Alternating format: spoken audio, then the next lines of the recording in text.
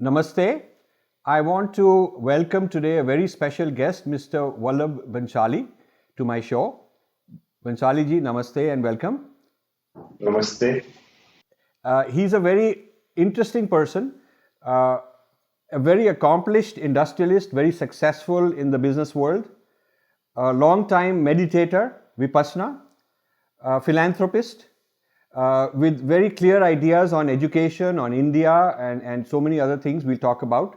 So just to give a brief background of Bhanshali ji, he's a chairman and co-founder of Inam Group.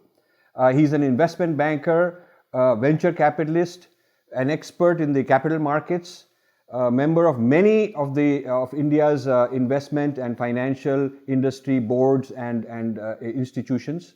But just to give you an idea, the Bombay Stock Exchange, a trustee of the Bombay Stock Exchange, is sitting on various committees. What interests me about Bhanshali ji in particular is the way he has integrated this Laukika world of accomplishment and success with his Vipassana and Adhyatmic world, which is exceedingly serious part of his life. It is not like during the day I do this and sometime in the evening I do that, or weekends, but he carries it with him. He carries this deep conviction and lifestyle with him.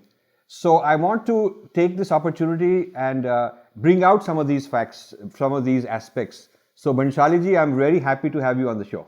Thank you very much, Dr. Saab. I hold you in the highest esteem. You inspire me in so many different ways. There aren't many days when I don't remember you or don't think of you. So it's an absolute delight, honor, privilege to be talking to you. And it's very humbling for me to hear you talk about me because your life is such a beacon to me and so many people. But it's an absolute delight to be on this show. I can only say that I've been very privileged to have come across people of your kind at different intervals in my life, almost very, very regular intervals.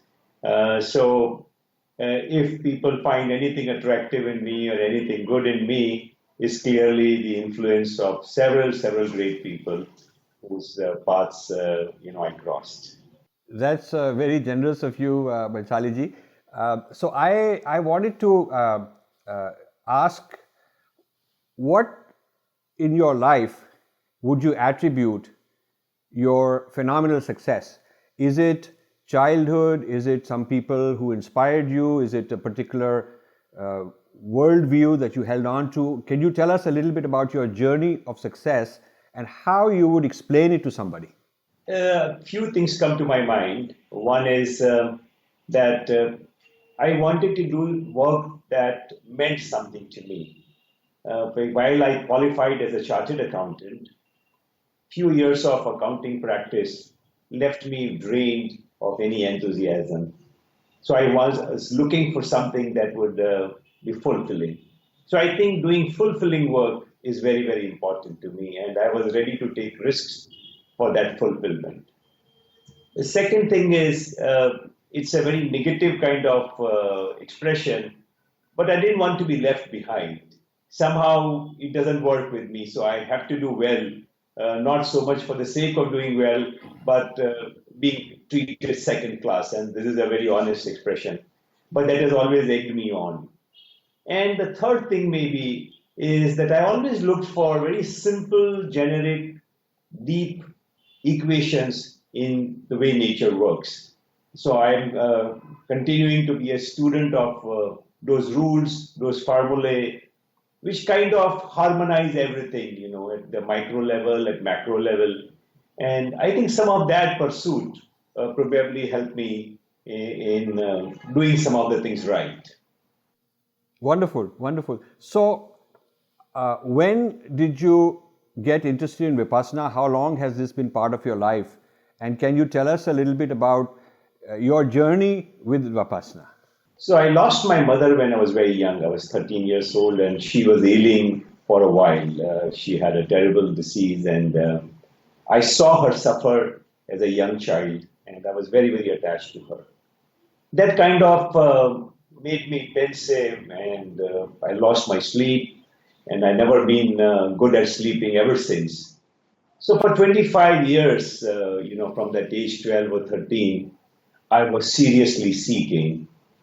I must also mention that when I was around 19, I went through a phase where I was very depressed. I didn't want to face the world. And because of the collection of books that my great father had, created for us, I picked up Gita, Srimad Bhagavad Gita, Gita Pravachan by Acharya Vinoba Bhave, and that influenced me tremendously. So this pursuit that came from an emotional distress became even more meaningful when Gita worked for me like magic. And I must share with your audience that my takeaway from Gita was that truth matters. So how there was a sense of falsehood that we want to project in our life, and once we drop that, how empowered you feel. So admitting your ignorance and admitting your status in life, that kind of was an explosion in my mind. And I turned from a middling kind of student to academically a very accomplished student. And that never left me, that, oh, there is some rule in the world that truth is empowering, and so on. But so that pursuit became very serious, and I read into, Jain scriptures and Hindu scriptures and Upanishads and so on. And I found all of that very fascinating. But yet there were questions. So I enjoyed reading various shlokas from Upanishad or, some of the Jain scholars' work. But they didn't give me complete answers. So I had heard about Vipassana, for a while, but I could not go to the course. In 1989, I took my first course. And by the fifth day, everything started to make tremendous sense for me. So a lot of the principles and axioms that I had, memorized by heart and that inspired me, they suddenly came to life, and like truth was on my palm. So those first 5 days of struggle, and then, this enlightenment kind of situation that I experienced confirmed my Vipassana pursuit forever since. So it's now been close to 28 years, and shortly I'll take my month-long course in Vipassana. So it's been extremely fulfilling, as you know yourself, and you're a Vipassana meditator too, that how simple, how direct, how non-ritualistic that whole meditation practice is. And I have benefited immensely. I can probably say that I don't have any questions left to ask of the universe. I can probably see most of it. So it's been extremely good for me. This is an amazing amazing account of an amazing journey, and I thank you for it. This is very precious for us to hear this sort of thing. So, pre-Vipassana, you found separate answers, and Vipassana integrated them, made them reality, lived, actually experiential. From theoretical shlokas and all to an actual embodied experience. And once it's embodied, it's like it's me and mine, and it is so inseparable that there is just no doubt about it. It's not a question of intellectually arguing with somebody. It's as real as anything can be. So you've achieved that, and that is absolutely phenomenal. So this is an area where we have commonality. In fact, one of the books I'm writing is on the mindfulness field in the West. The whole Vipassana being renamed mindfulness, I'm not too happy about it, because when they say mindful, mind can be full of all kinds of things, and it's more mind emptying also. So I have I'm writing about the whole history, especially focusing on what is not acknowledged, the whole Indian contribution, and this is part of my mind sciences kind of initiative, which is very dear to me. So we have a lot to share and a lot to talk about in this area. So tell us about the foundation, the Global Vipassana Foundation. What does it do? What is its goal? So people can understand. Sure. The primary purpose of all Vipassana bodies, whatever they are called, is primarily to make people aware of this, what we call renewed availability of Vipassana in its purest form, In this case, it had 2 or 3 objectives. One was to show gratitude to Burma, Myanmar now, and the great teacher who taught Acharya Goenka. And so to do that, we created a Burmese structure and a grand one. So the Global Vipassana Pagoda near Bombay is a replica of the world famous Shwedagon Pagoda. And in that we have an art gallery which depicts Buddha's life and the contribution of Sayaji U Khin. The second was we built a meditation hall within the pagoda, which is the largest hollow stone dome in the world, and therefore we made it a marvel. We made it a double marvel. The Vipassana is a marvel, and then that meditation hall is a physical symbol of the vastness and how you can be on your own in the true Shraman sense. So that hollow pagoda, which is pillarless and seats 10,000 people, is absolutely a grand monument. I would like to come and visit it. Where is it now? You must. It's near Bombay, and I'll be very happy to accompany you there. So I would love about half a day. We need about half a day, and it's extremely fulfilling experience. Yes. The third objective is that we have all kinds of people. So for some of them get attracted by the physical monument, but once they come there, they become more curious about Vipassana. And we also offer Anapan courses there, which is about a half an hour course. And you get, familiar, you get introduced to this very basic course, which is the first course in Vipassana, the first phase of Vipassana for the first 3 days. And that, for the first time, for most people who take that course, is an experience that there is a witness element in us, and they can discover that.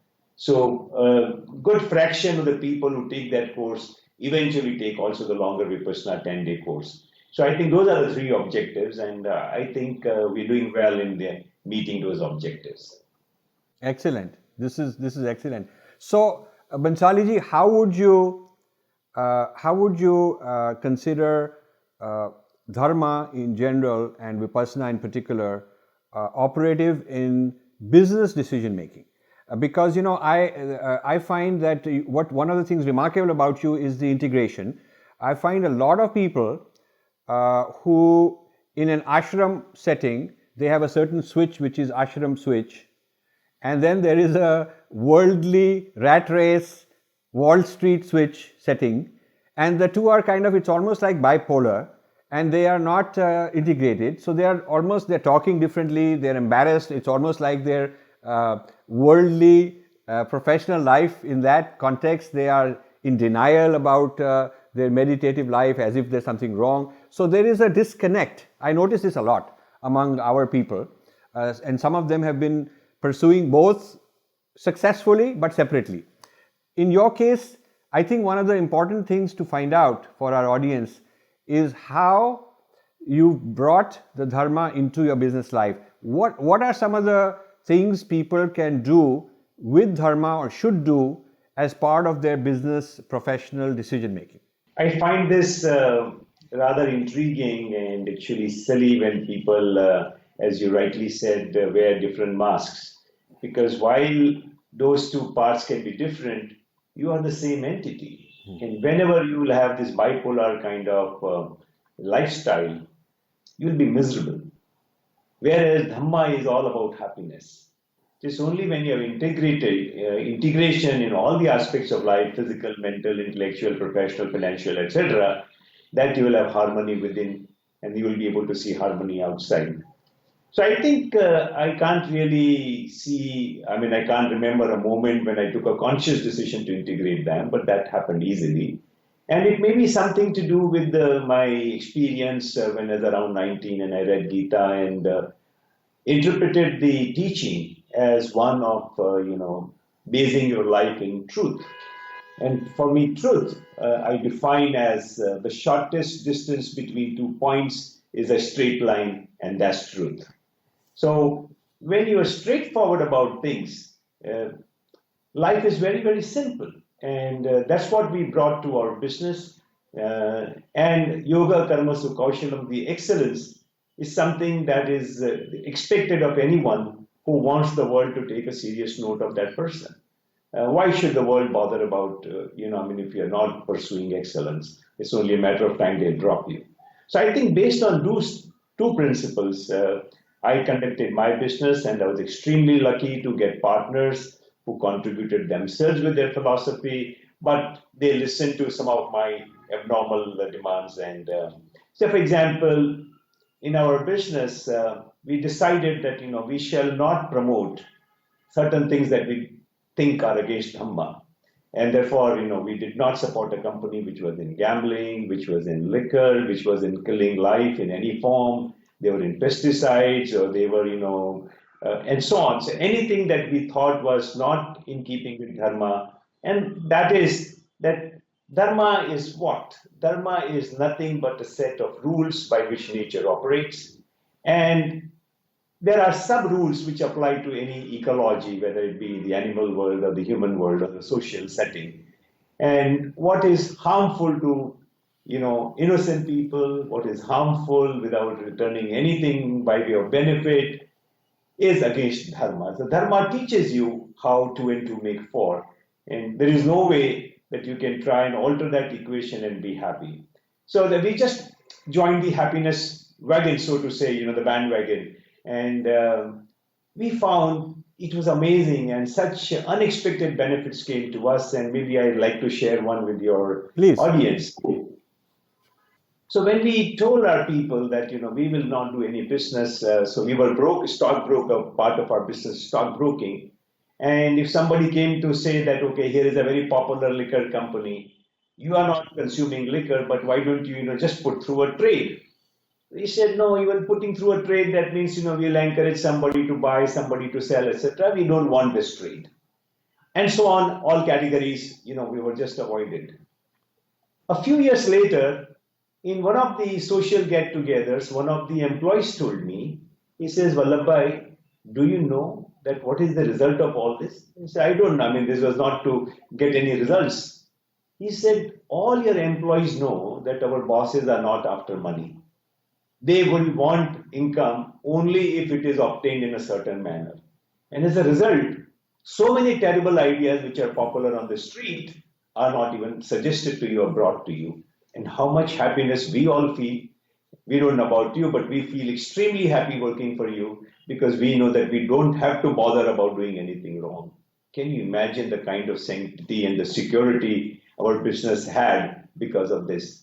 So we could live very comfortably in a business which is highly regulated and is prone to getting into trouble. For almost 30 years, I could do that business, achieve great success, and enjoy a lot of happiness. So I thought that integrating Dharma in more than one ways, creates. I could give you another example. Please. That, say the truth as it is. So in the stock market, we were into underwriting business, and you many times, as a part of competitive pressure, you underwrote many things which were not equally good. But because we were parts of syndicate, and the syndicate would pressure that no, good and bad both go together, and you must accept underwriting risk. So it says, all right, we'll accept underwriting risk, but we don't have to pass it on to investors. So if we were promoting 5 ideas and we thought 2 were not as good ideas, I told my people, let's mention to our investors that this is available, but may not be the best recommendation. And that was very simple. So many times, because you don't recommend, it doesn't mean people don't want to buy. People may still want to buy, but we did our dharma by telling people as things were. And over a period of time, we developed a reputation that if we put our name to an idea, it became a hot idea. So we lost little, but gained tremendously.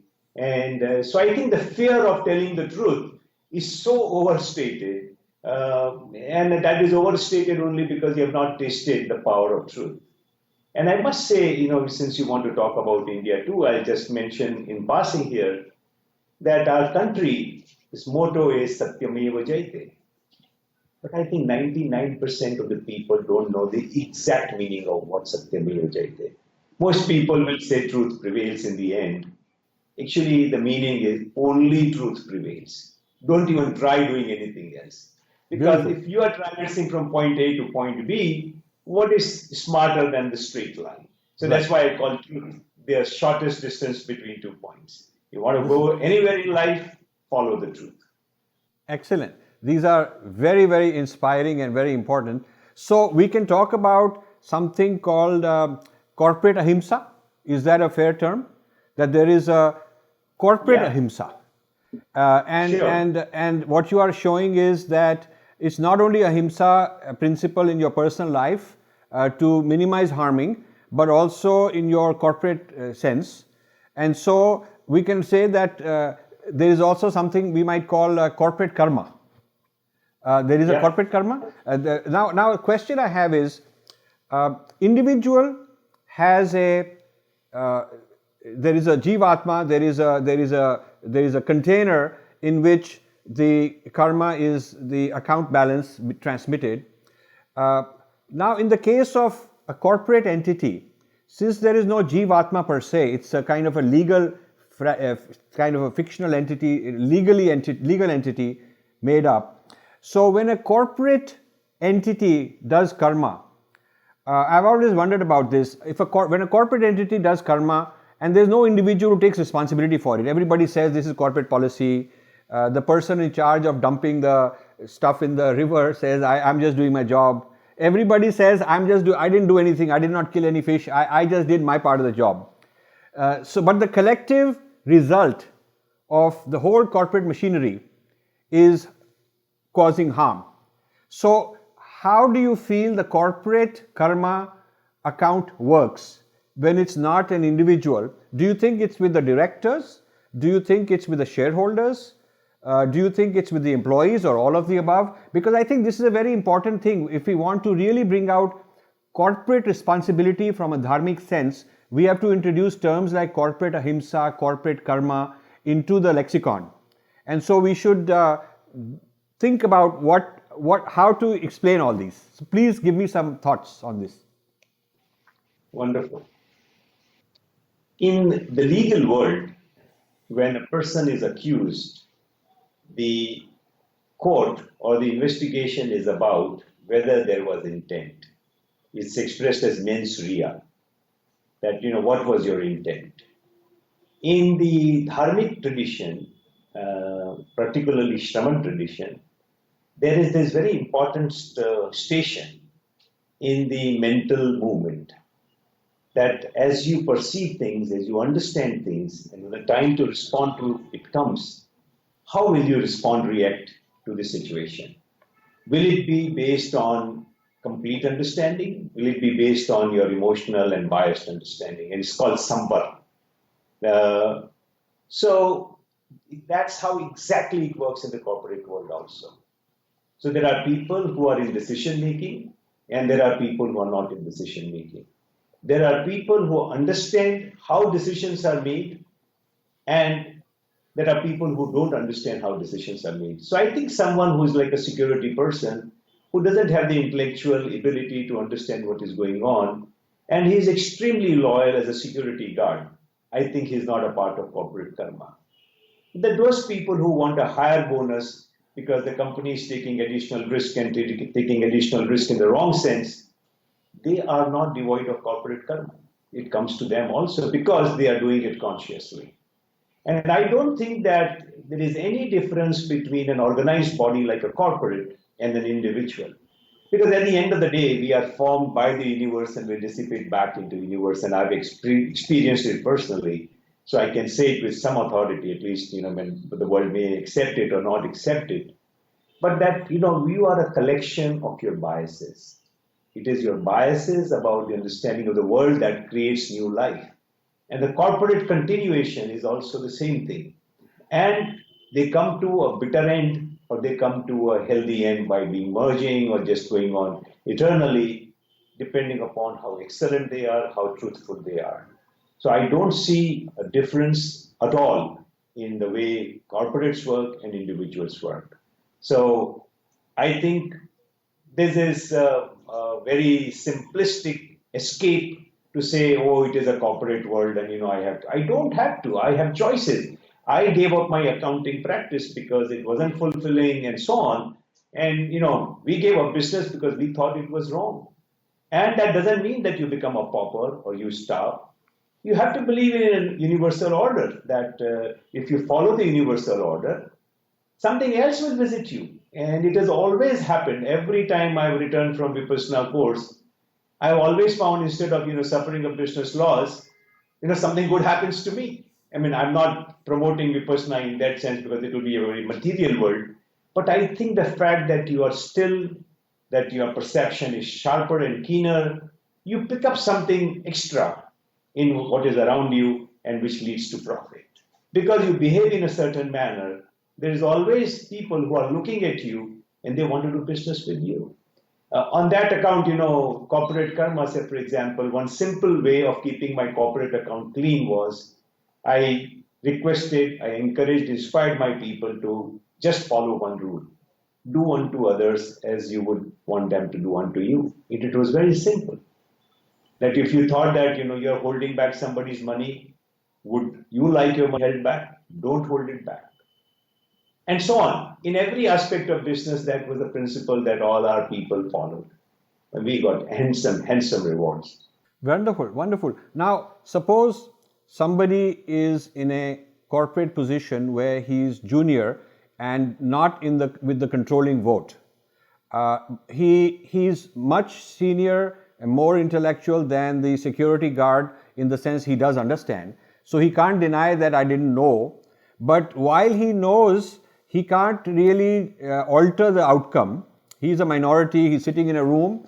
Now, can he say in good faith that, look, I am distancing myself from the reward, my share of the reward. I could not change the outcome, but I'm going to not accept the reward that will come from this group decision. They are going to do this anyway. I have no choice. I am part of this, but I will. So, in other words, this is a case where you are renouncing the phal of the karma, but not able to avoid the karma. Is that a kind of a second best choice that you could make? See, universal forces are so strong that no individual can change it, right? I think scriptures are full of stories. Yes. Buddha himself said that I could not prevent my own clan to come to complete annihilation, as we know that the Shakya Vansha came to because they were very, fierce and they were pugnacious and they got into trouble all the time. Buddha prevented them, from getting into war a couple of times, but eventually they fought themselves into, complete annihilation. So you cannot alter the forces. But, for example, we have whistleblower policy currently, that those who will, tell on what is going wrong in their organization. Or there are, corporate governance rules where some people will make a disclosure and thereby they get exonerated when the law takes its course. So I think there are various ways that we detach ourselves from the wrong. Not only if we can't prevent the wrong from happening, we can definitely get away from its rewards. And I think in many situations, you can just leave that company and take the risk because you cannot to walk the path of truth. You have to take some risk. I can't disclose the name of a company or something. Some company came to me at some point of time to seek advice. This company had a terrible reputation, but they had wonderful prospects because of the business that they were doing. And I suggested to them that, look, just come clean. Don't worry about it. You don't have to manipulate anything. It was very hard for them to, accept that. And in the flow of things, they came to a very adverse pass. And so they came to me seeking advice. They said, what do we do? I said, no, this is truth testing you. You just disclose the truth and don't worry about it. From that day onwards, the tide just turned. They thought hell would, visit them. That didn't happen. They just stated what the facts were and things started to turn. And the company has grown 5 times since then in a short period of time. So we just fear that, what will happen if I speak the truth? Because It's your formation. You have a false perception that falsehood is, going to create great results. If that were the case, oh, so many charlatans and frauds would have succeeded in the world. Nobody has lasted long. It is the good companies and the great companies and the Buffetts and the Mungers of the world who have done phenomenally well by just being straight and simple, always emphasizing governance, transparency, and so on. So I think there are more examples of Dhamma succeeding than failing. So big success can come only when you follow the path of truth. So I have an idea. Could there be a mutual fund which only invests in companies where you, let's say, someone like yourself forms a group that evaluates the Dharma index, the Dharma rating, like we have ratings of various kinds. And so on this scale of Dharma rating, it publishes a Dharma rating for major companies based on a criteria, weighted average, and so on. And this is about not only Ahimsa towards nature and so on, but also employee, how you treat employees, how honest you are, transparency, lack of greed and whatnot. So there could be various criteria. Then do you feel that this Dharma rating could be utilized to make a mutual fund of companies that are above a certain rating in this Dharma index, the Dharma system? And so people who are small investors, who want to be dharmic, who don't have the wherewithal to go and do all this investigation, can trust this kind of a system and say, I will invest in this particular mutual fund because or at least I will allocate a certain amount of my wealth, asset allocation. Or if I'm putting money into the child's trust, I want the child to be absolutely clean, and what he gets when he grows up should be absolutely dharmic, so he's not entitled to money that was not made properly. So there may be a market for people who actually would like such a fund. In a way, there are funds in the world which practice some of this without calling themselves dharmic fund, because they don't want to invest in companies which don't have good governance. But some of it can be very judgmental. And I'll think more about it. This has come to me in various ways. But since, I have come out of active business, I don't really cook new business ideas. But when someone like you says something, I'll think more about it. And I would say one thing that comes to my mind immediately is that you should define it rather precisely. If you become very judgmental, then the risk of some of that judgment going wrong is higher. And that's not a good thing from an investment point of view, because the investor, while they want to be dharmic, I know by their nature they also want returns. So when you become too narrow, too restrictive, and you go wrong, then you got neither the investment plus you violated the dharma in any case. But so I think with those few words or few riders, I will think about it, and maybe we can reconnect at some point of time about it. Yeah, and it needn't be absolute black-white dharma, non-dharma. It could be grades. So obviously Kentucky Fried Chicken should be not in the list. They're just killing billions of chicken every year. And certainly a liquor company or somebody who's just abusing things. So one would have to make some value judgments and come up with what are the weighted violations, the different grades of violation of dharma, and perhaps it will evolve over time. It will also become more mature, balanced and nuanced, but at least it will be somewhat better than randomly buying things on a PE ratio and growth and so on. Maybe there is but we'll leave it at that, and perhaps we'll think about it some other time. I think based on those very broad parameters and more defined parameters, it's easier to do something like that. We've discussed the individual realm of success and dharma, and we've discussed the corporate realm. So let's talk about Bharat as a nation, India as a nation.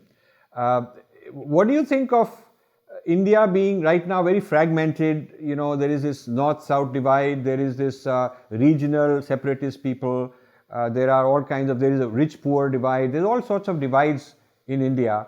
And the importance of integrating, like, you need an integrated self, you need a holistic, unified being.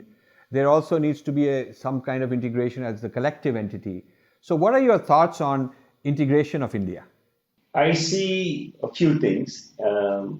One is that the dharmic tradition that we have encourages, Atmartham tu prithvim tyajet, is a wonderful expression of how, what India's culture is. That while you sacrifice a member for a family and a family for a village and a village for a state, but you sacrifice the whole world for your own salvation or your own liberation. So, given that, somehow, the typical Indian, when it comes to aggregates, whether it be a country and so on, is less excited. Secondly, since independence came to India and it was an extraordinary person like Sardar Patel, you bound us all together, and then there were certain presupposition in the way Constitution was to be implemented, and then political interests intervened and so on. So I think some of those corrections have been happening since economic reforms started, because political independence without economic independence doesn't mean much, and that we have seen. Fortunately, over the last 25 years, since the great Narasimha Rao, brought reforms to India, I think there have been a lot of benefits. So I think this whole economic gain and the desire to do better is proving to be a binding force. I think with this greater prosperity and economic binding, one other thing that is happening is that there is a greater interest in India's heritage, which could be the next binding force. And you were very kind enough to launch our last film, which I was involved in with Ramji and Deepika ji, on history of yoga. And we are making another film to bring about the basis and the foundation of Indian thought and heritage.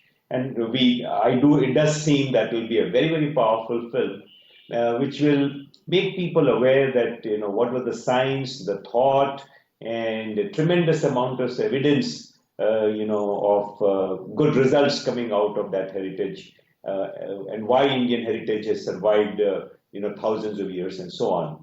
So I think some of this pride will also be a binding force and, act as a mitigant of a lot of the vociferous and the, fractious approach or fractious strategies of political and other entities that have,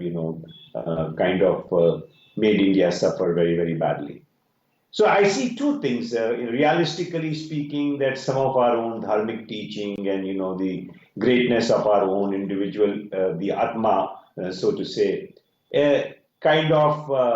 weakens our desire to be a part of an aggregate compared to, what may be in other countries. But on the other hand, I see a lot of positive forces. And I think people like you, or, to an extent that, our films and things like that, I have also started another activity.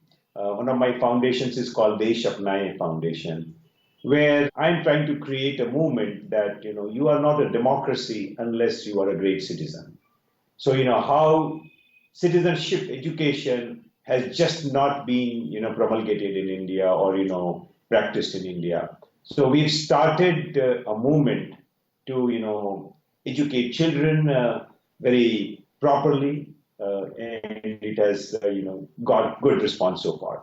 So, I believe and I know that there are several people who are taking steps. So, I think there's a good, you should be happy to note that there is a greater enthusiasm in uniting India. These forces are obviously not very noticeable at this point of time, but hopefully, if we continue to do well in the next 5-10 years, our confidence in our heritage will grow. So whatever we can do to grow the confidence in our heritage will be the biggest binding force. And I want to be very objective about it, that just as we want to promote the goodness of our heritage, we must identify the villains in our heritage. That, what forces made us, disintegrate, or what made us weak. You must identify those causes very correctly and take corrective action. If we do not do that, then it will be a fool's world again. This is wonderful. This is wonderful, and I'm glad you are part of it. I'm part of it. This whole idea of investing in heritage studies, so that from the high level of university level people, media people, young people, there is material available that is good for our heritage. This is, I think, a very good idea. And you also correctly pointed out that economic success is necessary for that, because when you have resources, you can invest the resources into these sort of things. For instance, China is investing now into its grand narrative, and they've started these Confucian institutes all over the world to teach people about the greatness of China. And they are sort of really into everything from theater to movies, the soft power of China as a great civilization. And that's because they have the money and they can afford to do so. Now, so this takes me to the next point. What are your views on India's economic prospects, especially vis-a-vis China? Because these are the two that are often compared, not vis-a-vis 1% growth rate in Europe or something, but we are really we are a large population, in many ways competing with China economically, because to feed 1 billion plus people takes a lot of resources. We have neighborhood boundary issues, and so all of this requires wealth. So economic growth is very important. How do you feel about the prospects for India in the future vis-a-vis China?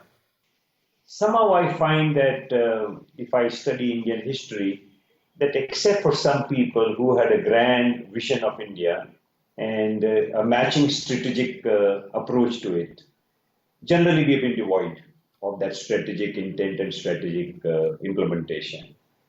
We are lucky that we currently have a government which is very, very good at strategic thinking, particularly when it comes to geopolitics. Some of the economic reforms are also a reflection of his strategic intent.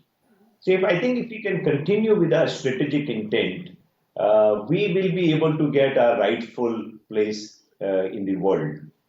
I think we should not benchmark ourselves against China, because while China has benefited from some extraordinary leadership, we started with Deng Xiaoping, and he laid out a blueprint.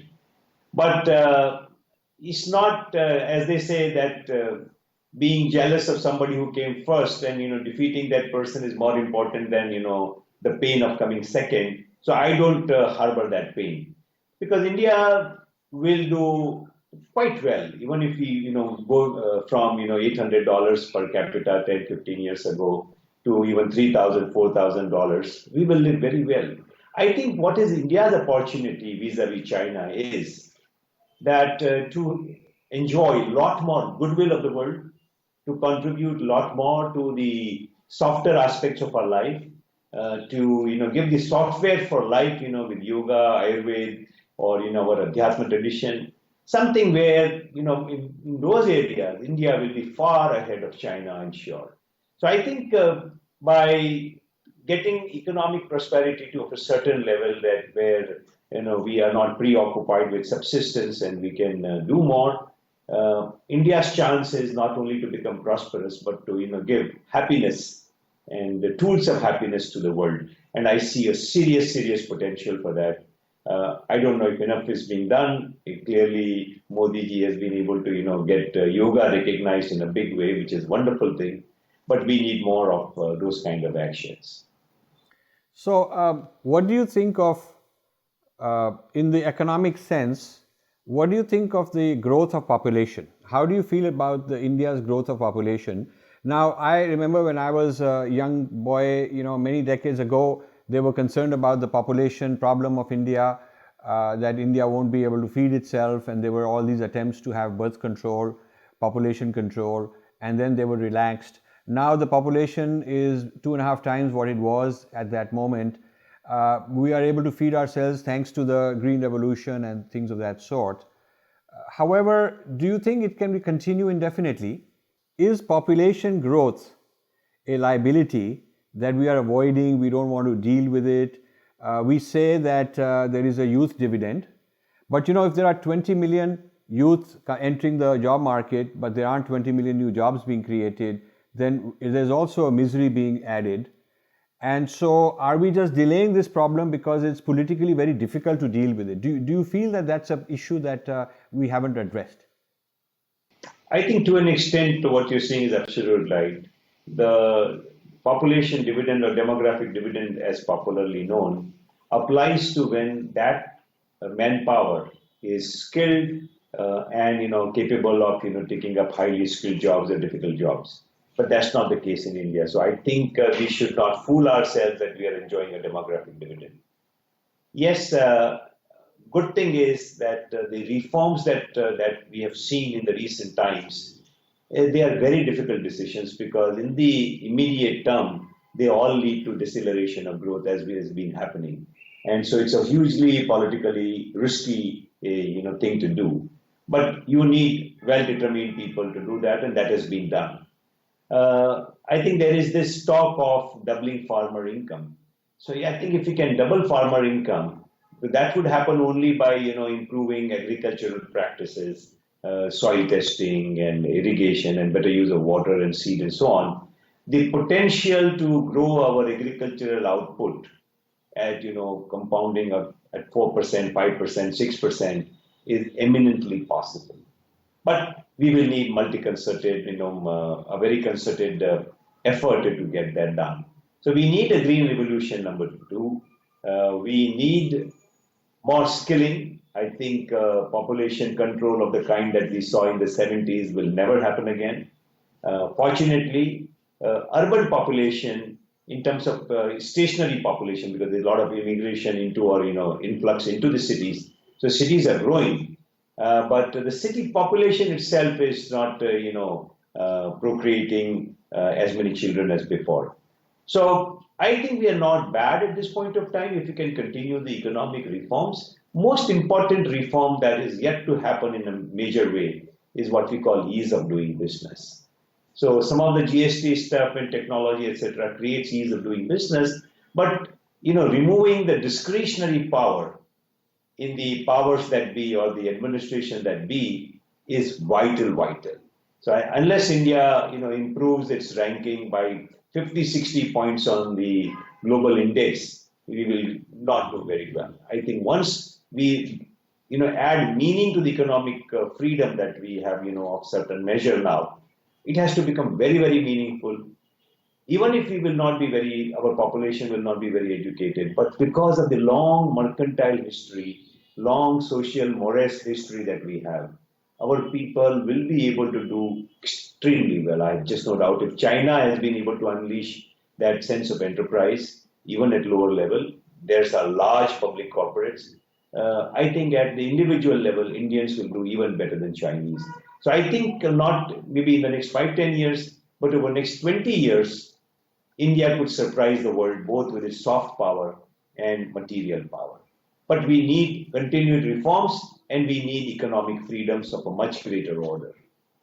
That's wonderful. So there's a cyclical relationship between economic reforms, economic growth rate and prosperity, and then lower birth rates, because as you said, in the urban population there's lower birth rates. We need to help farmers economically. Can we also add to that mix the role of educating women as a kind of a force in lowering birth rate? Because also, when you look at the rate of birth, better educated women have fewer children.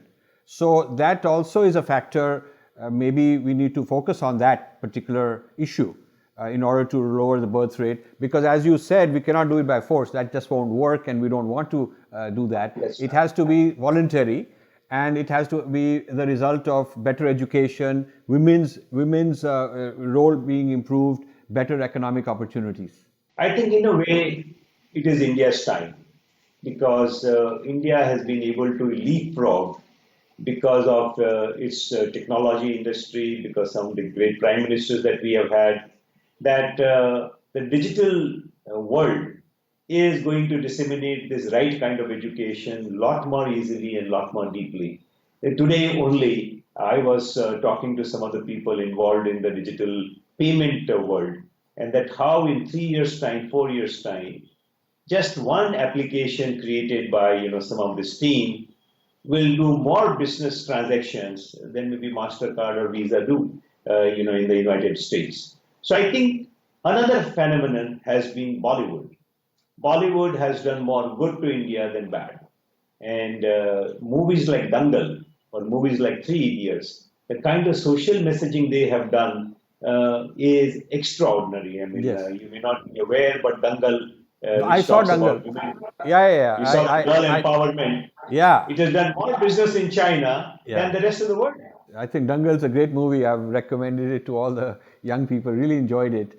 So my final question to you is: how would you rate Modi's government so far in terms of the economy, especially the economy? What do you think they have done well, and what are some important challenges? I mean, they've done some very provocative things like the demonetization, the GST, and so on. What is your take on that? I think their strategic intent is superb. Their will to bring about change is superb, absolutely.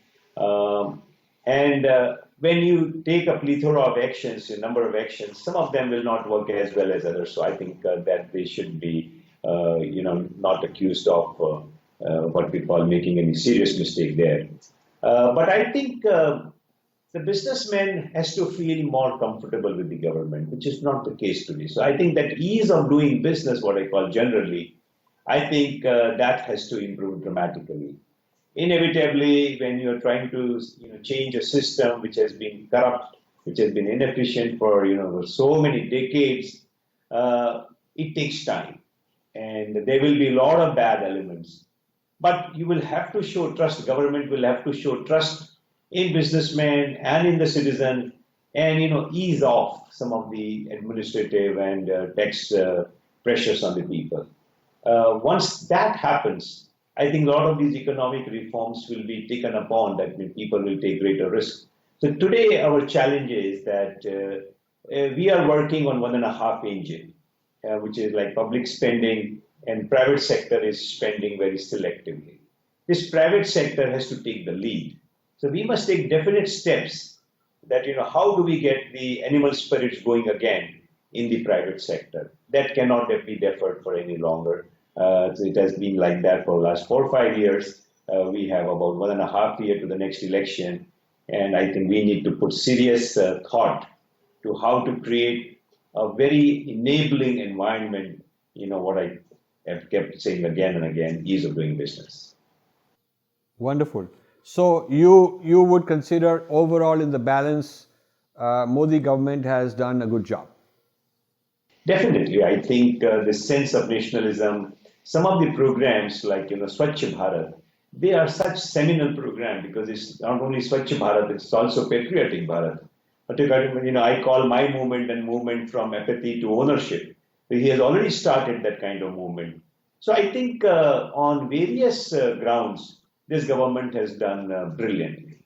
A government can always do more. So I just pointed to some of the areas. Yeah, I agree with you. I think that this is the first government in many years where they've taken on some issues very honestly, very seriously, not quick result oriented. Maybe some decisions have a short-term kind of a price that people are paying, and it's unpopular, like the demonetization. But if you can clean up all the cash economy and turn it into electronic, long term you're going to get lots of value. So I think they've made some risky calls. But the ability to take risk in a democracy depends on how much concentration of power one has. So in the early days after independence, Nehru, Indira Gandhi and all, they had so much concentration of power. They could have done so much more. At the time when we were this 1 or 2% growth rate kind of economy, they could have done very bold things, and we would be way ahead of China by now if we had done that. So Modi ji is starting with some of the handicaps because of the past, whatever we have. But I think we need to encourage the government. We need to make this government last long. This is the kind of thing that we cannot afford a disruption where somebody else were to come in and do something different, then we're back and forth. This continuity has to maintain. So I'm also very happy that they are consolidating their majority in the Rajya Sabha, which gives them the ability to take bold action.